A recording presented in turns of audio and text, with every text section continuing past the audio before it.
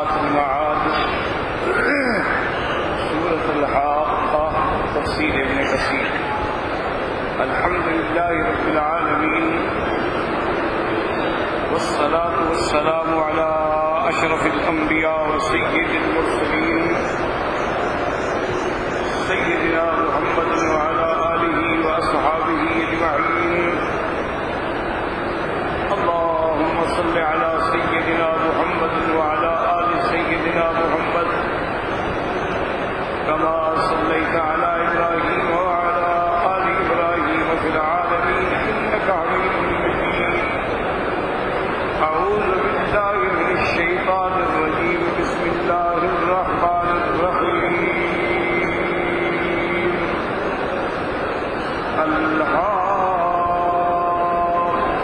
ما الحاقة وما أدراك ما الحاقة. كذبت ثمود وعاد بالقارعة. فأما ثمود فأهلكوا بالطاغية وأما عاد فأهلكوا بريح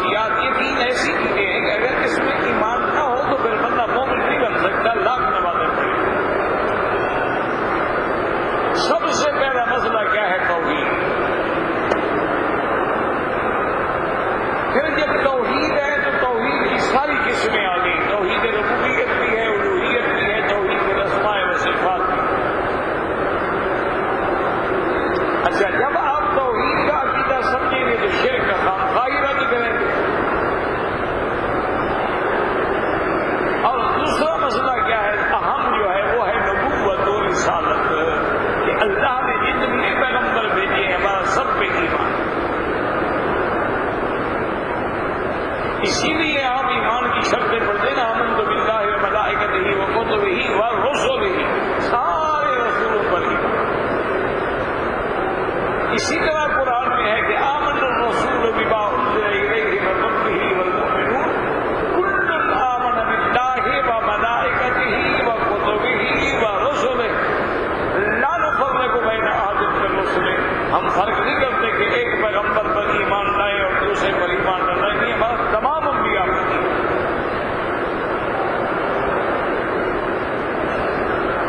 اور ویسے بھی ہمیشہ یاد رکھیں کہ جس کا ایک پیغمبر پہ ایمان ہوگا سب پہ ہوگا، اور جو ایک کا منکر ہوگا وہ سب کا منکر ہوگا، کیونکہ دعوت ایک ہے۔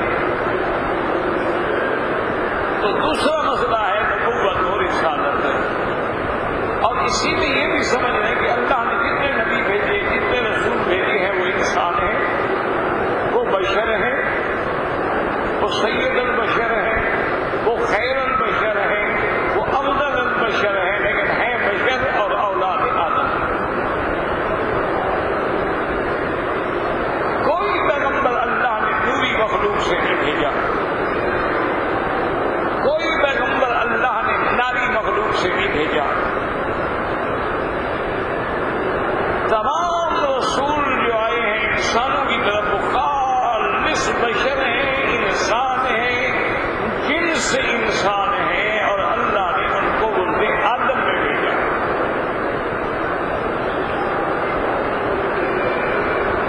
اسی لیے سیدنا ابراہیم الخلیل نے جو دعا مانگی تھی، ربنا وابعث فیہم رسولا منہم، کہیں آیا من انفسہم، اللہ نے بھی فرما دیا لقد جاءکم رسول من انفسکم،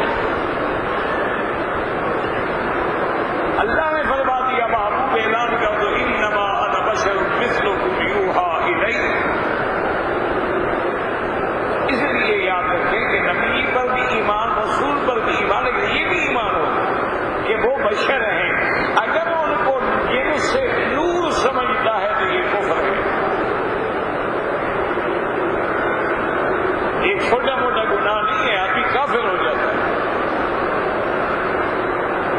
یہ کہ جاہل لوگ کہہ دیتے ہیں نا نور ہیں، آپ حضور نور پر نور ہیں، اور حضور تو اللہ کے نور کا ٹکڑا ہے، اور اللہ کا نور حضور نے سب سے پہلے پیدا فرمایا۔ یہ ساری باتیں ہیں، بعض لوگوں نے تو محبت میں کہی، بعض نے شکر کے غلبے میں کہہ دی، اور جاہلوں نے سنی سنائی کے پیچھے چل پڑے۔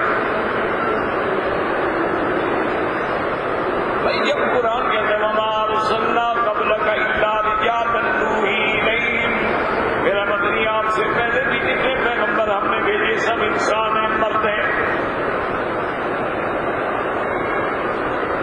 اللہ نے وضاحت فرما دی کہ وما محمد الا رسول قد خلت من قبلہ الرسل افإن مات او قتل انقلبتم علی اعقابکم۔ اللہ نے فرمایا میرا مدنی بھی ایک پیغمبر ہے، آپ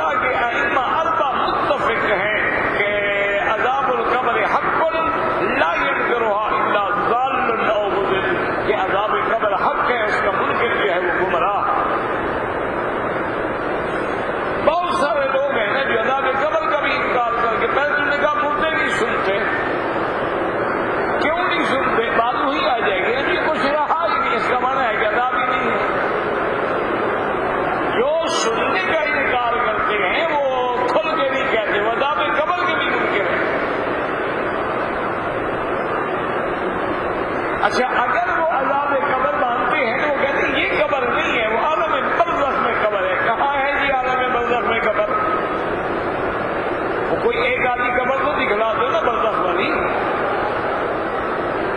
جب اللہ فرماتے ہیں ادھر القبور بعثرت، جب ہم قبروں سے کھول کے تمہیں کھڑا کریں گے. جب قرآن کہے منہا خلقناکم وفیہا نعیدکم ومنہا نخرجکم تارۃ اخری، اللہ نے فرمایا میرے بندے میں نے تمہیں اسی زمین سے مٹی سے پیدا کیا ہے، پھر میں اسی میں لوٹاؤں گا اور تمہیں پھر اسی سے کھڑا کروں گا. تو یہ قبر مراد یہ کیا کہ قبر کی وہ تو برزخ کی قبر ہے اور وہ ارواح کی قبر ہے. یہ ایسی تعویلات اور بہانے بنانے کی کیا ضرورت ہے؟ قبر وہی ہے جہاں ہمیں دفن کیا جاتا ہے. اچھا کوئی آدمی اتفاق سے جل گیا ہے، غرق ہو گیا، مچھلیاں کھا اسی لیے وہی قبر ہے.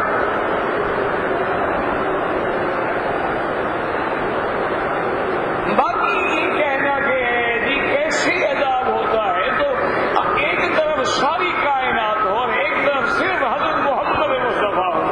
ایمان سے کہیں کسی گواہی زیادہ پکی ہے؟ ساری دنیا جھوٹ بول سکتی ہے لیکن محمد مصطفیٰ تو پاک ہے. اور حضور قبروں میں کھڑے ہیں، فرماتے انہما لیعذبان وما یعذبان فی کبیر. آپ نے فرمایا دو قبر والوں پر عذاب ہو رہا ہے اور کسی بڑی بات پہ بھی نہیں کہ احدہما لا یستتر عن البول، ایک بندہ جو تھا وہ تو پیشاب کے قطروں کی احتیاط نہیں کرتا تھا، بدن پہ پڑ گئے، کپڑے پہ پڑ گئے، خیال نہیں کرتا تھا. والآخر یمشی بالنمیمۃ، اور دوسرا جو ہے چغل خور تھا. تو حضور قبروں میں کھڑے ہیں، فرما رہے ہیں ان کو عذاب ہو رہا ہے. اسی قبر پہ کھڑے ہیں، ہمیں برزخ میں کھڑے تھے. جب حضرت سعد کو سخت در قبر ہے، حضور قبر میں بیٹھے تھے، عالم برزخ میں وہ قبر تھی.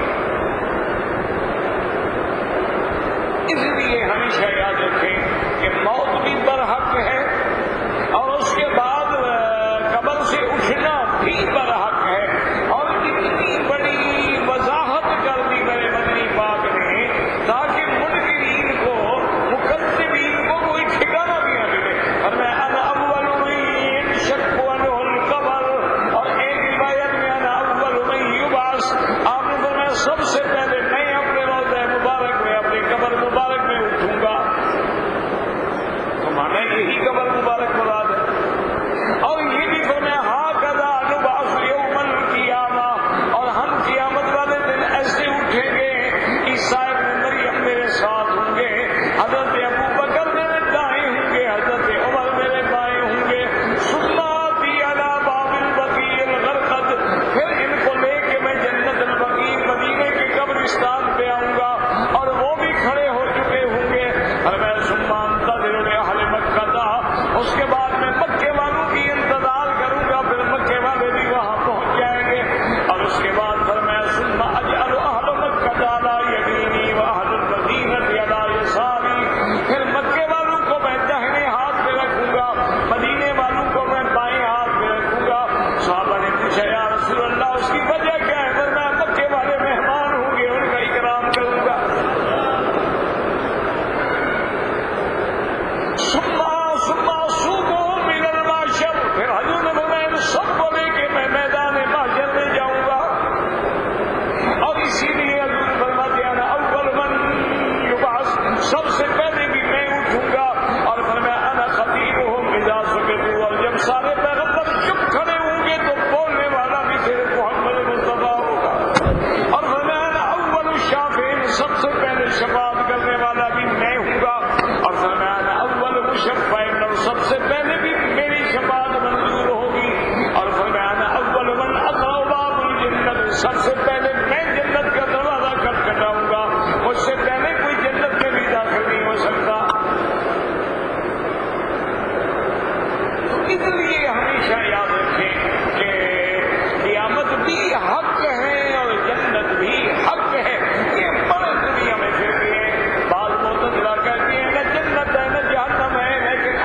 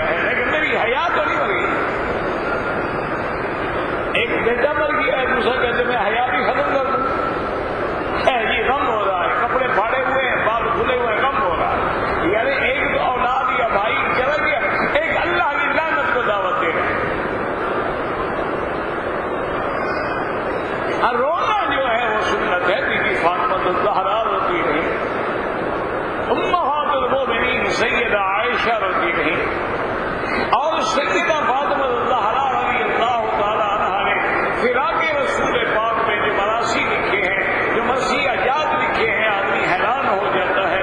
یعنی حضور کی وفات کے بعد جو سب سے پہلی بات کی ہے بی بی فاطمہ نے، وہ کسی صحابی نے بھی نہیں کی۔ انہوں نے کہا کہ یا ابتا الیوم انقطع عنا الوحی، انہوں نے کہا ابا جان آپ کی موت سے اور جو نقصان ہونا ہے وہ ہونا ہے، آج تو وحی بھی ختم ہو گیا نا، اب تو جبریل نہیں آئے، وحی ختم ہو گئی۔ اور اسی طرح سیدہ فاطمہ نے کہا تھا کہ سبت علیہ مصائب لو انہا، انہوں نے کہا ابا جان آپ کی وفات کے بعد مجھ پہ جو پہاڑ غم کا ٹوٹا ہے، سبت علی الایام سن لیالیا، اگر یہ مصیبتیں دن پہ پڑ جاتی تو دن بھی رات میں بدل جاتے۔ سیدہ فاطمہ الزہرا فراق نبی میں، فراق ابی میں، اپنے کے فراق میں حضور کی وفات کے بعد پھر نہیں اٹھی بستر سے، 6 مہینے بستر میں رہی اور فوت ہو گئی۔ غم برحق ہے، یہ کیا غم ہے؟ کپڑے پھاڑ رہے ہیں، بامیلا ہو رہا ہے اور دنیا کو چیخیں دکھا رہے ہیں، اور جی بڑا غم کیا ہے ہوتا ہے۔ یہ تو سارے کرائے کے رونے والے ہوتے ہیں، یہ کوئی غم شم نہیں ہوتا۔ ان کو تو انتظار ہوتی ہے کہ چلو خامد مر گیا، جان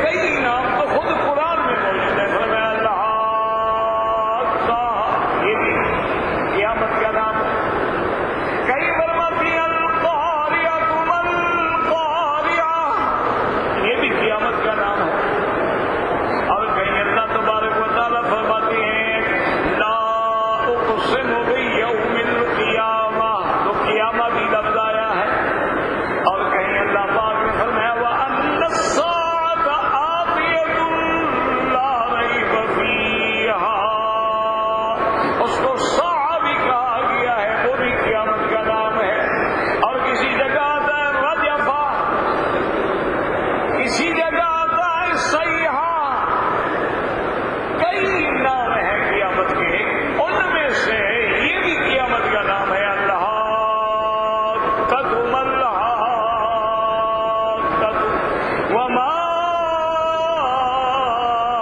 ادراک ما الحاقہ. یاد رکھیں کہ میرے مدنی پاک نے فرمایا من سرہ ان ینظر، جس بندے کو یہ خواہش ہو کہ میں قیامت کے سارے منظر دیکھ لوں، اس کو چاہیے کہ وہ سورۃ الانفطار پڑھ لے، سورۃ الانشقاق پڑھ لے. اس کو چاہیے کہ یہ سورتیں تلاوت کرے جس کے اندر اللہ نے قیامت کا منظر بیان فرمایا ہے. ایک دن سیدنا ابی بکر رضی اللہ تعالیٰ عنہ نے عرض کیا کہ یا رسول اللہ قد شبتا. انہوں نے کہا حضور آپ تو بوڑھے ہو گئے. حضور صلی اللہ علیہ وسلم کی داڑھی کے بال مبارک جو تھے نا، یہ 17 بال سفید ہو گئے. تو حضرت صدیق رضی اللہ تعالیٰ نے عرض کیا قد شبتا یا رسول اللہ، آپ پر تو بڑھاپے کے آثار آنے شروع ہو گئے ہیں. آپ نے فرمایا شیبت سورۃ الہود واخواتہا. آپ نے فرمایا ابو بکر سورۃ ہود اور اس کی جتنی ہم مزل صورتیں ہیں ان کی وجہ سے میں بوڑھا ہو گیا ہوں. جب میں قیامت کے احوال پڑھتا ہوں کہ میری امت کے ساتھ کیا ہوگا.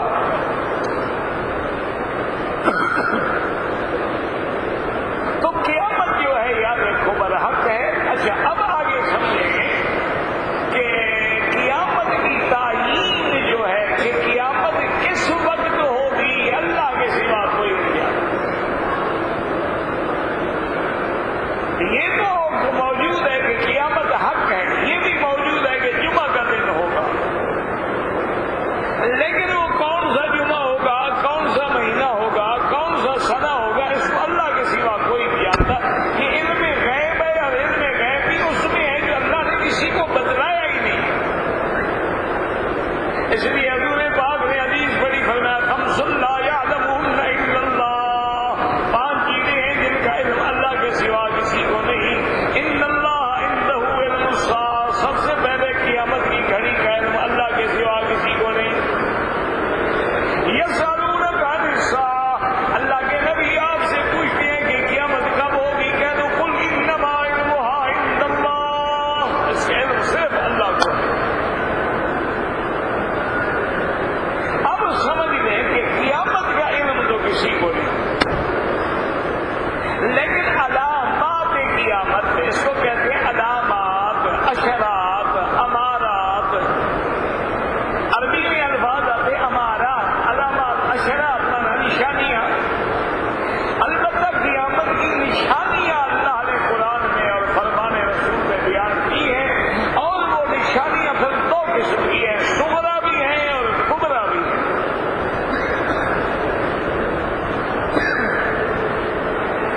یعنی بعض چھوٹی نشانیاں ہیں اور بعض جو ہیں وہ بڑی نشانیاں. اچھا یوں سمجھ لو کہ جتنی حضور نے چھوٹی نشانیاں فرمائی تھی وہ ساری کی ساری گزر گئی، پوری ہو گئی ہے. اور بڑی نشانیاں جو ہے وہ باقی ہیں، وہ ابھی تک ظاہر نہیں ہوئی ہیں لیکن وہ بھی ظاہر ہیں. چھوٹی نشانیوں میں سے کئی نشانیاں ہیں. علامات صغریٰ جو ہے حضور نے فرمایا تھا کہ سرزمین حجاز جو ہے وہ سونا چاندی اگلے گی. اسی طرح حضور نے فرمایا تھا کہ ایک وقت آئے گا بکریوں کے چرانے والے جن کے پاس پہننے کو جوتا بھی نہیں ہوتا تھا، سر پہ کپڑا بھی نہیں ہوتا تھا، وہ اونچی اونچی بلڈنگیں بنا کے مقابلے کریں گے. یہ بھی قیامت کی علامت ہے. اسی طرح